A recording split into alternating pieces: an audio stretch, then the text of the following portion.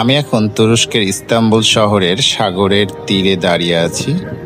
এই যে ইস্তাম্বুল শহর এবং যে সাগরের তীরে এই শহরটি অবস্থিত তার নাম হচ্ছে মর্মর সাগর।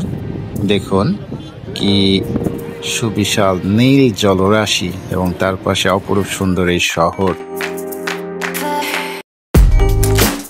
তো এইখান থেকে কিন্তু ওদের একটি আইল্যান্ড দেখা যায় দূরে, যে আচ্ছা আচ্ছা 4টি আইল্যান্ড দেখতে পাচ্ছেন, এগুলোকে বলা হয় প্রিন্সেস আইল্যান্ড।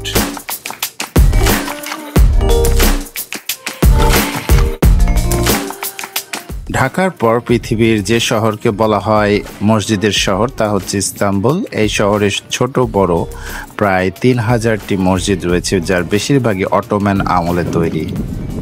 এই যে দেখুন ইস্তাম্বুল শহরটি মর্মর সাগরের তীরে অবস্থিত এবং মর্মর সাগর চিকন হয়ে শহরের মাঝখান দিয়ে চলে গেছে। এই চিকন অংশটির নাম হচ্ছে বসফরাস স্ট্রেট বা বসফরাস প্রণালী। এই বসফরাস প্রণালী উপরে কিন্তু অর্থাৎ উত্তর দিকে কৃষ্ণ সাগরকে যুক্ত করেছে, আর মর্মর সাগরের একটি অংশ তুরস্কের মধ্যে কিছুটা ঢুকে গেছে, বা এটাকে বলা যায় বসফরাস প্রণালীর কিছু অংশ, যেটার নাম হচ্ছে গোল্ডেন হর্ন। আমরা এখন গোল্ডেন হর্নের পাশ দিয়ে রাস্তায় যাচ্ছি, অর্থাৎ আমাদের রাস্তার পাশেই যে সাগরের অংশটা দেখতে পাচ্ছেন নীল জলরাশি, এটাই কিন্তু গোল্ডেন হর্ন। আমরা এখন বসফরাস প্রণালীতে ইয়টে আছি এবং ওইদিকে যদি একটু জুম করি, ওইদিকের স্থলভাগের অংশে দেখা যাচ্ছে মসজিদের শহর ইস্তাম্বুল। এই মসজিদটির নাম হচ্ছে কামলিকা মসজিদ।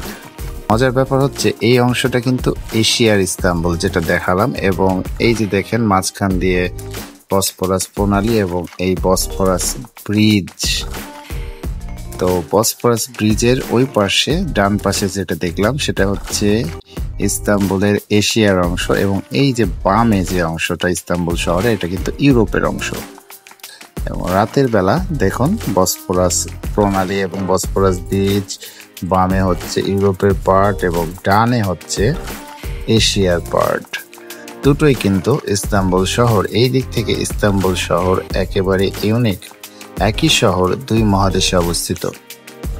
ভিডিওটি ভালো লাগলে চ্যানেলটি সাবস্ক্রাইব করুন। ধন্যবাদ।